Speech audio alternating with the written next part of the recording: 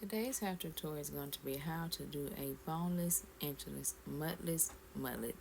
Now, Waka Flocka Flame said it best when he said no hands, but you need your hands and a comb to do this hairstyle.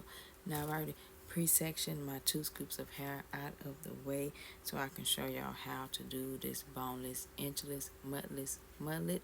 Now, I've already done it on the right side of my hair. Can y'all see that? Mm, mm, mm. Now look at that. But let me show y'all how to do it on the left side of my hair. And like I said, the only thing you need for this is your hands and a comb. Now you just want to comb your 2 scoops of hair. Just barely fluff it going up, okay?